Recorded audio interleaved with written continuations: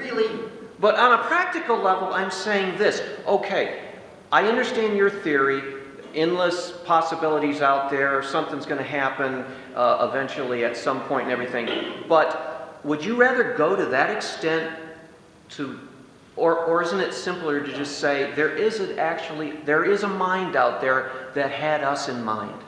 Isn't that easier? Isn't that the law of parsimony? It's easier to assume that there's some other Occam's kind of razor. a realm, that there's some other kind of a realm that you don't know what it is, you don't know where it is, you don't know where it originated from. It contains some kind of a being that can intervene into the natural world capriciously and then depart with leaving no other signs, and then you don't know where it came from, you don't know what its nature is. It's a three-letter word, and you think of it as an undifferentiated mist, and that's a simple thing. But if God was something like that, He couldn't do the things you say He does. You're making the most enormous, implausible assumption the human mind has ever made. Well, I think the big difference is... You're assuming all the things that the atheists assume, and on top of that, you're assuming all this beyond. And it just seems easy to you because God is a three-letter word, and you're familiar with the concept. Well, I come back to the world-famous philosophical atheist Anthony Flew.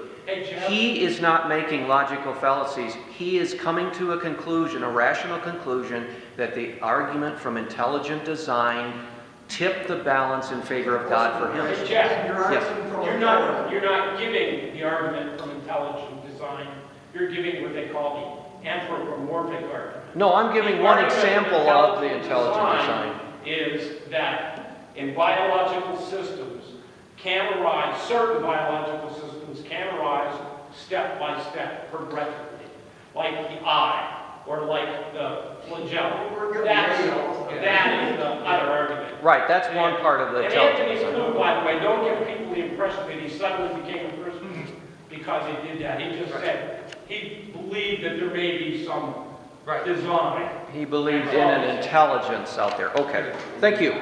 Thanks for the lively conversation. I hope that's what you came for tonight. It's been great. Oh man, I think a lot of topics. And the question of why came up. Dawkins says that's simply a childish question to ask.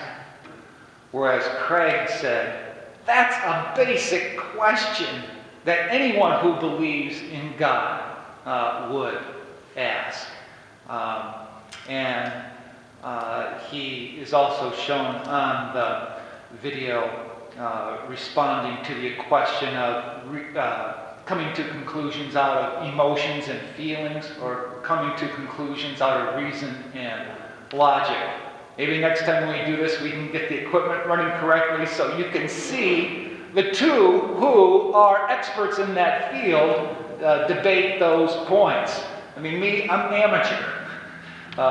Jeff, I think, had a little more training than me, but it's something that we see as necessary to talk about misdating time. Well, I'll ask your indulgence before it formally breaks up here to make an announcement.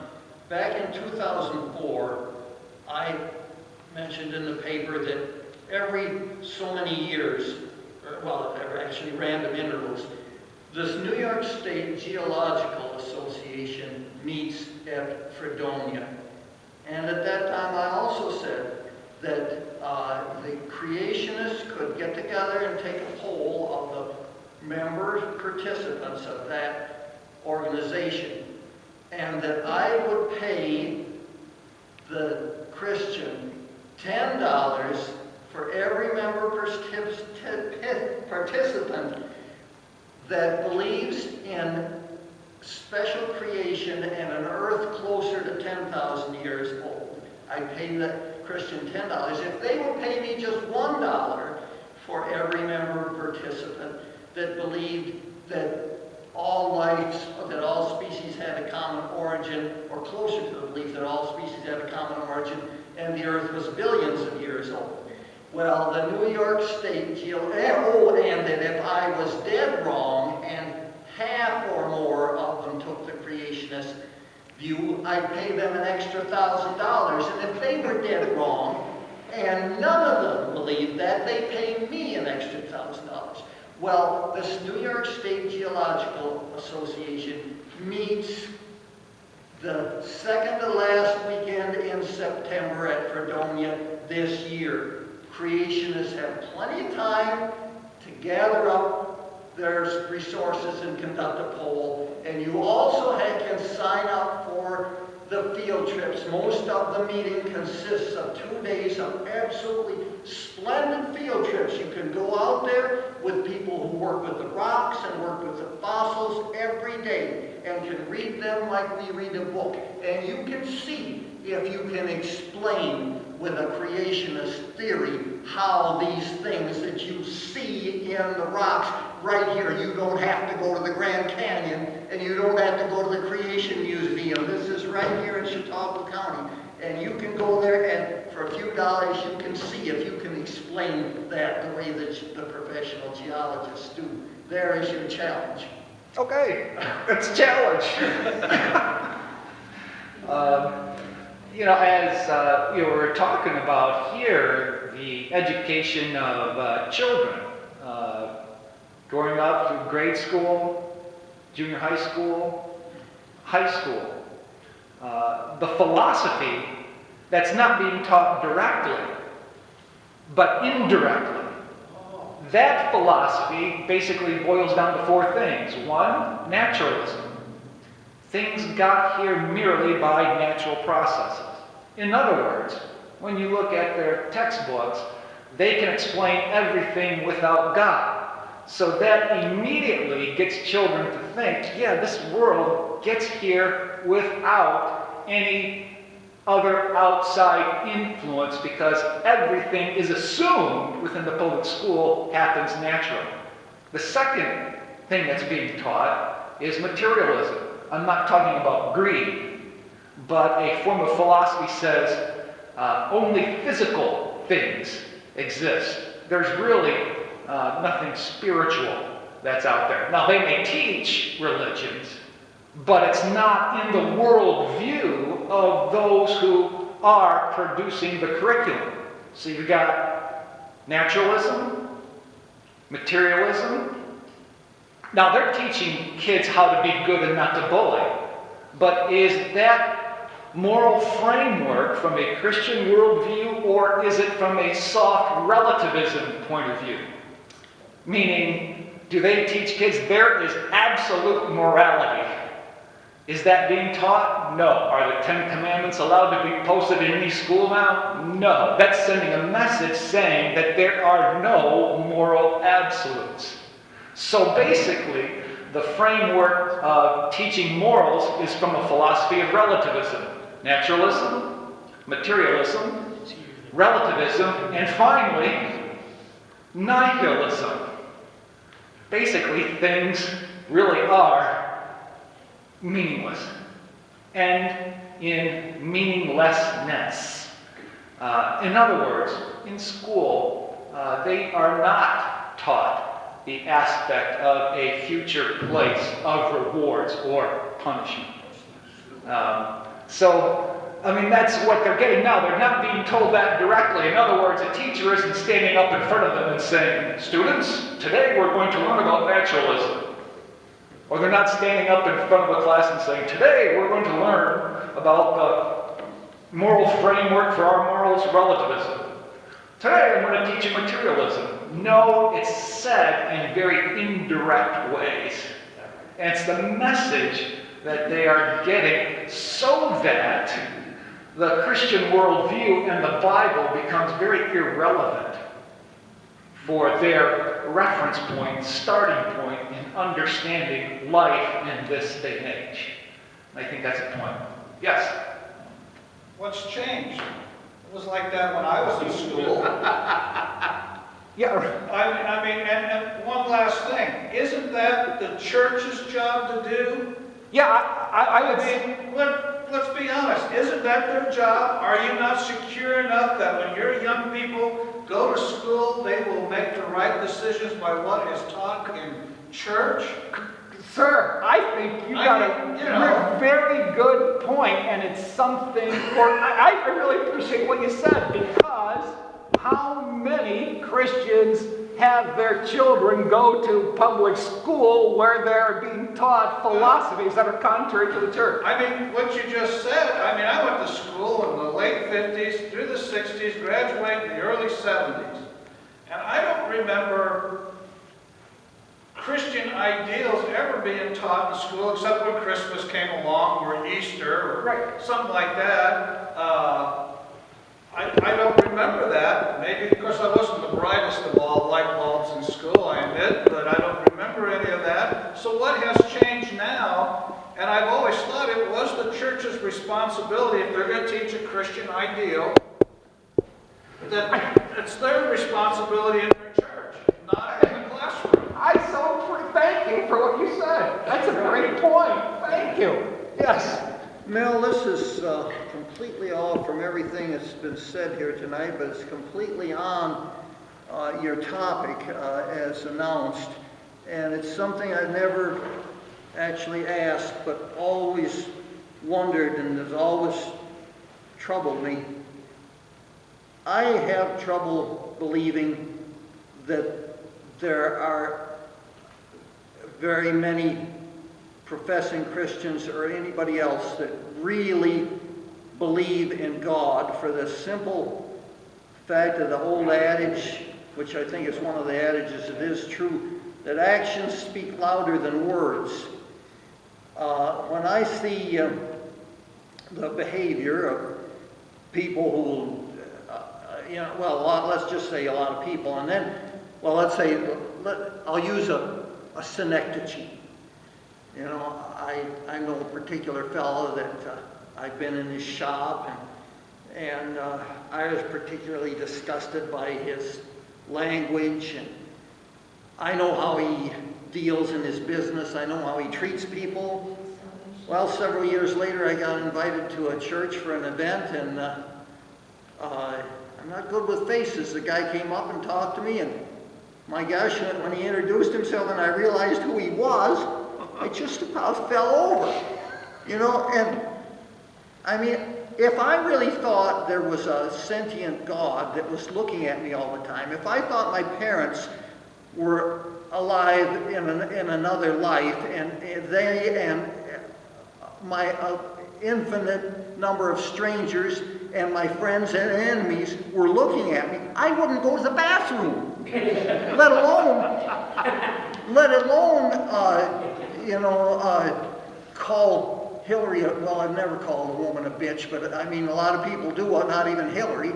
But I can't really believe that most people believe in God, because they just don't act like it. They couldn't act that way if they did. And I can't see any way around that. Yeah, I mean, Norm, I think you point out a flaw within the church especially, which is to be the beacon of light for the world to see that there is a God, but what you notice is a huge blot there, a dark spot. How can you go out and tell people, well, you should believe in God, when they look at you and they can see, and they say, well, that fellow can't believe in God. Now, I'm not talking the present company accepted, of course. But you make, and I think on the same token, Christianity isn't really about us, as it is the person of Jesus Christ who came, who died, and resurrected.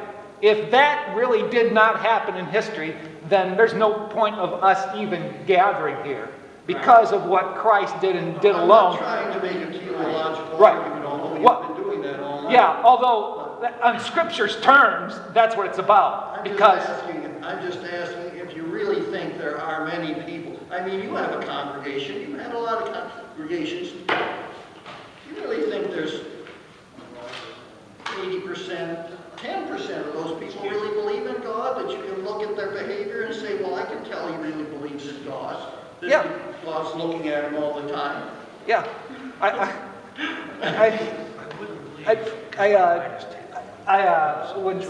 I don't know what the percentages are in my congregation, but again, I try to point out that this is what the law of God says. We ought to abide by that. But Christianity really isn't about us abiding as it is about the person of Jesus Christ and Him dying on the cross, resurrecting from the grave. And had that not happened, like the Bible says, there's no point in even us gathering, because the Bible says, if He did not rise from the dead, your faith is futile. It's Well, futile. you have to take that on faith, and Yeah. the problem with faith is it's no easier to have a true faith than it is a false faith, and there's no way to tell them apart. Yeah, and that's why it comes down to who Jesus is, what a person really thinks about the person of Jesus Christ. That's what it really boils down to. I have a question. Yes, go ahead. When it comes to the thought of does God exist? Does this congregation believe in how they do? Are you implying that because they may sin, that they're not believing? Because that truly is a concept. We're all sinners. None of us are perfect. Yeah, he's right. Yeah. And Jesus actually come here We're for just that. human. We're human. We're human and we come That's here all. for that. Some of my actions, Lord, may not look like I believe in God, and I am a failure before. But truly, if I accept, No, I'm very familiar with that argument. But no matter what a guy's weakness is, no matter what his proclivities, no matter what his temptations, if his mother was standing there watching him, there's things he wouldn't do, let alone God. well, let's hope He would do it more because God. Well, It doesn't, Christianity doesn't teach that all of your loved ones that have gone on get to see you at every second of every day. What doesn't? No, did you believe that? That's not Christian theology, is it? Well, how can they prevent that? No, it says in the Bible there's a chasm between, there are separations. God can see you, but your relatives, if they're in heaven, cannot see you, and loved ones that have gone beyond, or the population of heaven cannot see you. Well, all right. Necessarily, that's... Now I don't do this anyhow, but if my mother was looking over my shoulder, I wouldn't say, well, I'm not going to declare that cash transaction on my income tax. Well, all the more so if it was God. But I know Christians who do that. And they're sinners. Yeah. So if they do that, how can they Well- believe that God is watching them? Well, the problem is Let's make it for instance. You and I are going to rob a bank, okay? And I say, I don't want to take part in it. You ask me why. I say, God is watching me. And I walk out the door. Okay, Yeah? all right, but there's a lot of other people that A lot of other people will join you. that I believe don't it, yeah. declare that cash transaction. That say that, well, when I'm out of town, my wife won't know about this and it won't hurt anybody. There's a lot of people who say they believe in God who do this. There's I'd say the majority of your Hopefully you congregation. believe in God, sir. Hopefully you believe in God, sir. I believe that. Well, no, I'm an atheist, but But you're talking about human failing, and no, I'm not. That's the important distinction. Christian I'm talking failing. about human behavior when they're being observed. inconsistent. Yeah. That's what you're talking Yeah. If I thought there was a camera watching me, I wouldn't skip washing my hands before I went back and served food or something. I don't do that anyhow. Yeah, but you're Believe inconsistent, me. aren't you? But in your life, right? With your atheism, you're not totally 100% living the atheist life, are you? How would that affect the fact that I don't believe in a God? Whereas what I'm saying, In other words, are you I'm just consistently working out the asking implications? how many people really believe that God is watching them, let alone, which is close to the same question as believing he exists. You know, I mean, how can you, I don't know a lot of Christians that believe God exists but doesn't watch them. I mean, I've never heard one say No, that. I don't know So, any either. I mean, if a camera, these Christians I know, they behave in ways that they would not if they thought a camera was watching them. Let's say that. What if that camera was watching you all the time? Your entire life, that camera was right there watching you. Yeah, that's Eventually, what would you think about that camera? Would you care anymore? I don't know how long it would be before I go to the bathroom. It would be a long, long time.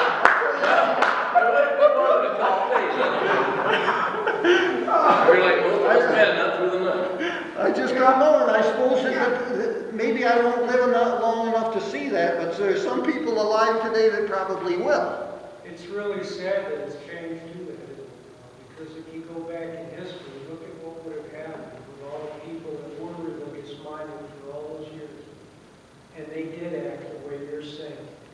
They had the idea that somebody was watching them, and they did not sin the way that you're discussing.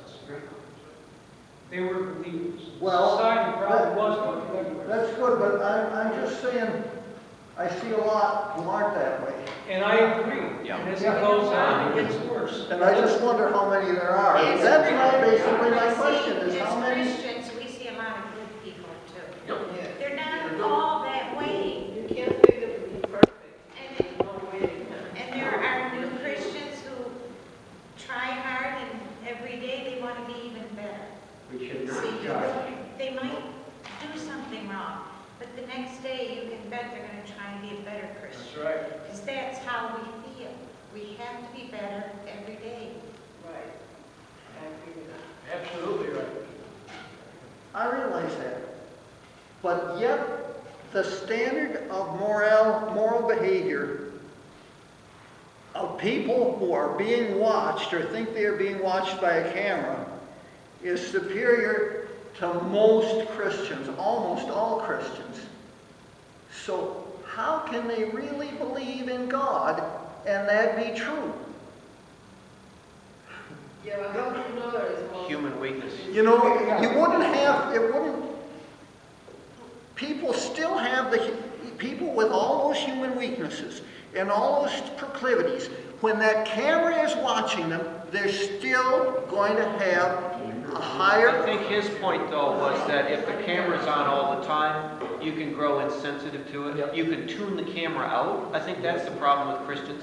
They can get distracted. They can tune God out. Yep. They can ignore Him. Yep. They can say, I want to do this whether it's on record or not.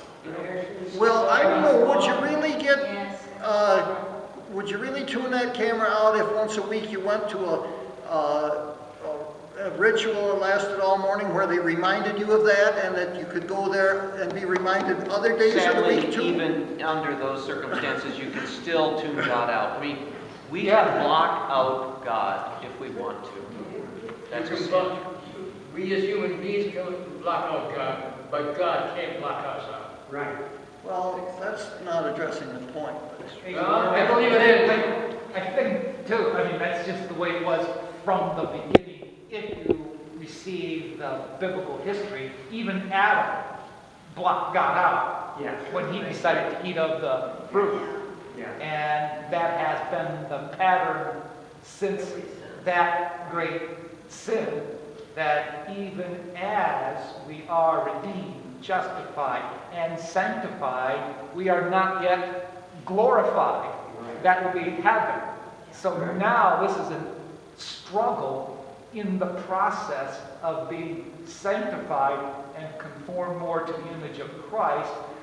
We see this issue of sin constantly combating us, as Paul talked about in Romans 7. I don't do the good I know I should do, and I end up doing the bad that I know I should not do. So I think this is the struggle that believers face throughout. Sounds like a glib excuse and none too convincing.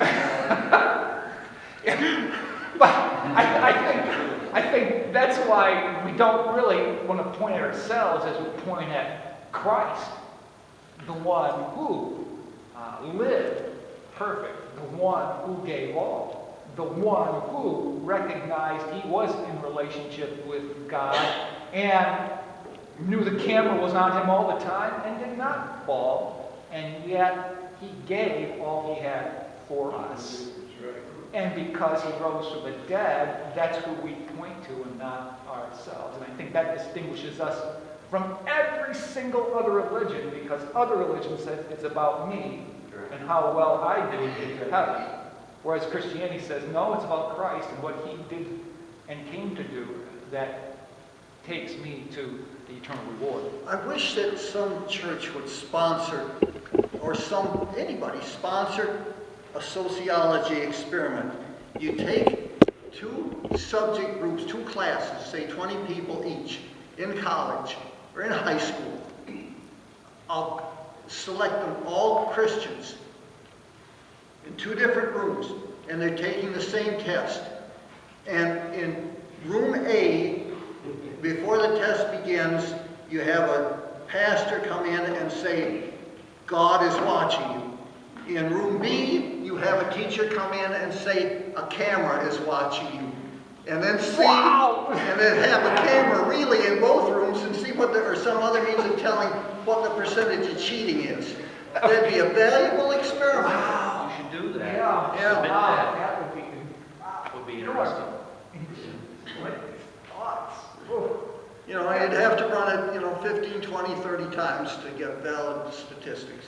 Yeah, I mean, it's interesting. Because, again, I bring up my brother. I remember, he's a believer. He grew up in the faith.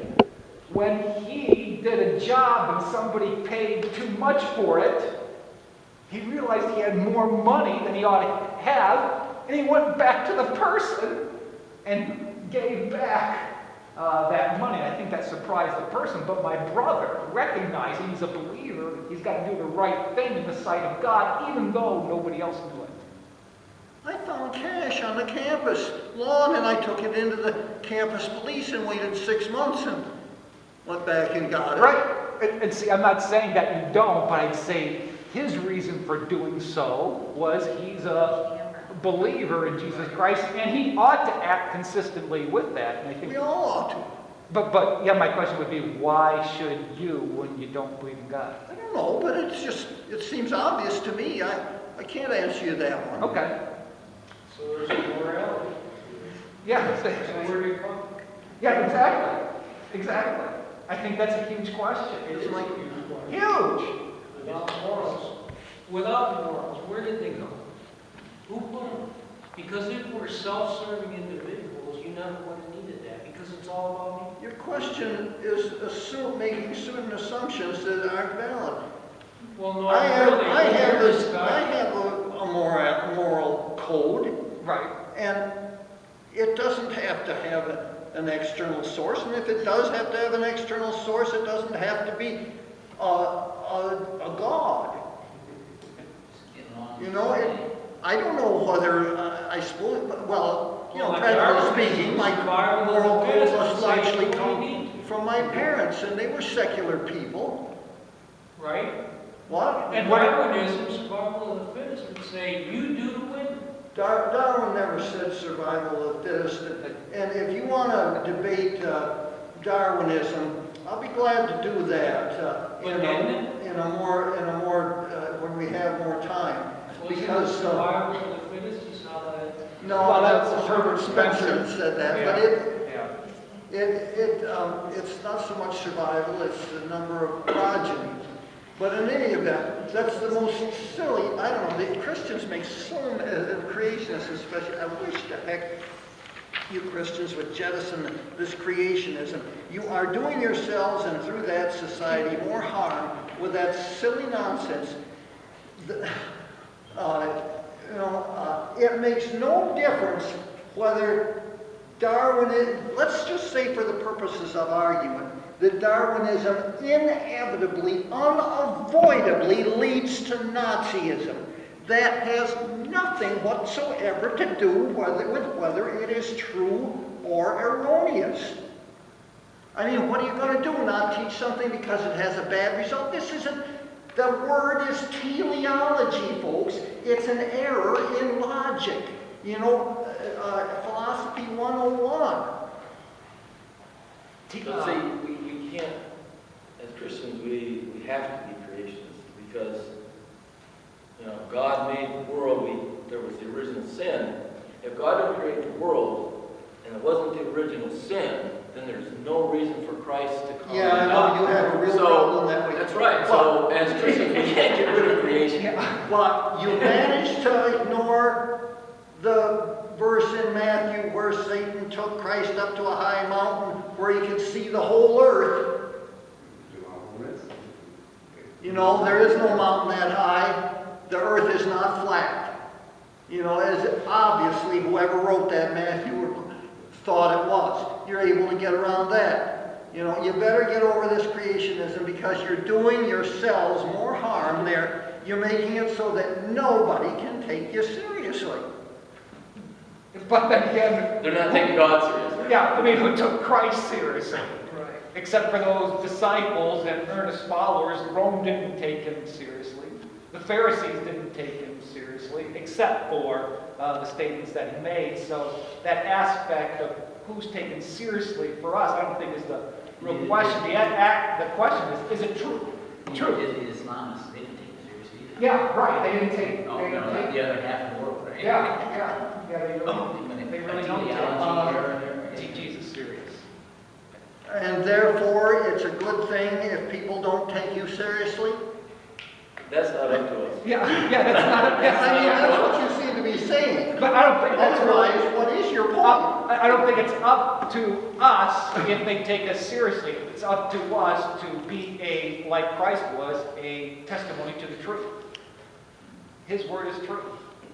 He is the Well, truth. then please don't call it science, all right? But then again, who is?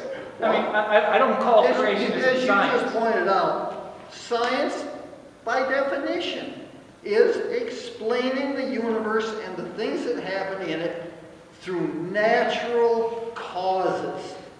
That's what science is. It was one of your points.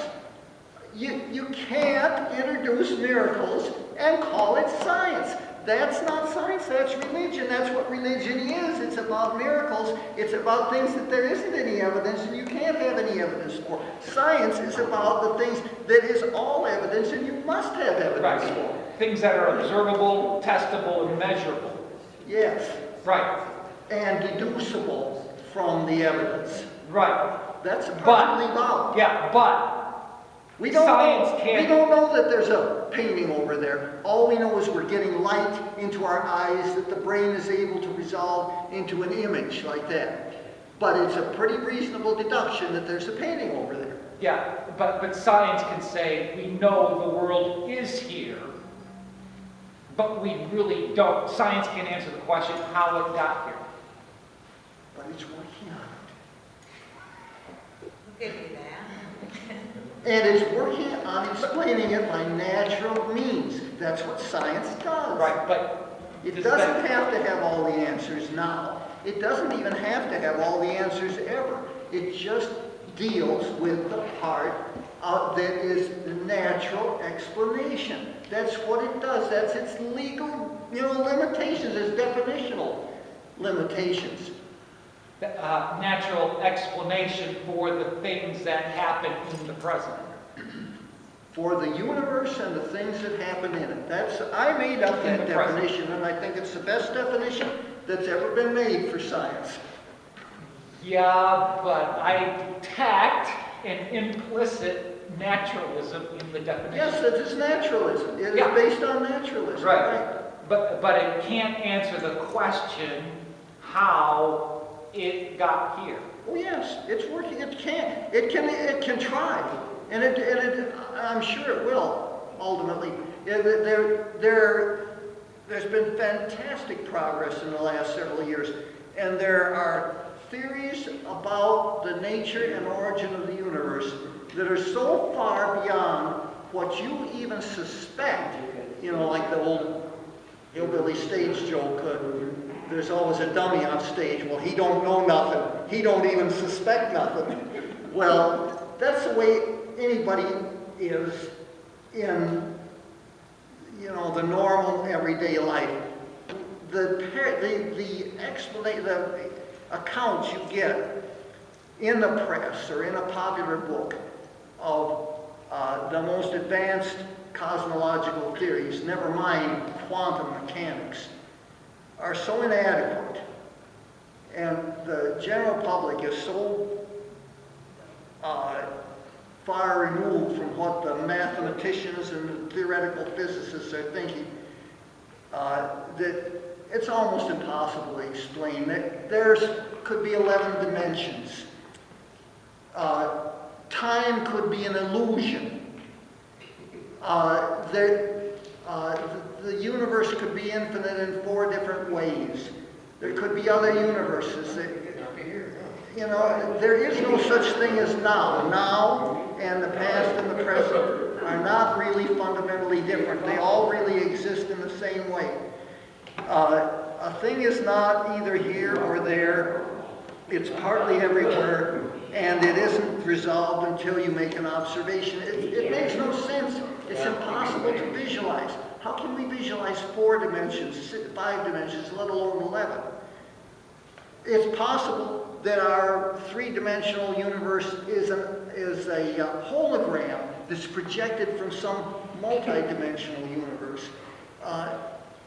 It's very depressing. My friend here just said, theory is not a proven fact. That is a theory based on trying to explain things that the mathematics tells them. And it isn't science, it becomes science when they think of a way to test it. If this theory is right, this observation should show this. If it is wrong, it should show something else. And they're constant, you know, they're sending up all these satellite telescopes and so on to measure things in the remote reaches of the universe to test some of these theories. And some of them, it may not be possible to test, and that's a big problem. Well, yeah, we're going to try to do something like this once a month on certain subjects. So just want to let you know, very interesting discussion. Thank you all for coming tonight. Really appreciate it.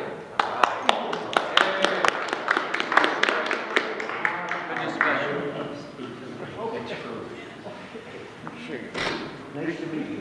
Your name is? Jeff Shore. Jeff Shore. I think. McGee. Oh, yes. Oh, that's what it is. Yeah. And where is your congregation? Oh, all right. You know Ron, you go to his congregation. That's great. Oh, Spending my time writing. You don't have a congregation? I'm not. Okay. Right. But you'll see my articles in there at different occasions whenever they You write a few times too. Well, Thank you. See ya. Bye-bye. Because my mother was in that church. Hi. You spoke the truth. Thank you. You stuck to your guns. That's what you got to do. Thank you very much. Yeah. That's a hot topic here. And it really shouldn't be. It shouldn't be. No. It's just like he says, though, the churches are not doing their job. They're not. That's what's wrong with the society. Yeah, and perhaps we'll see a revival. Oh, we always hope. That's what we need, a revival. Yes. Yes. And that would pretty much take care of a lot of these problems we're talking about. Yes. Revival. and when you come in, you see me, that's when. We're all praying for that. Yes. Boy, I'd love to see it. Yes.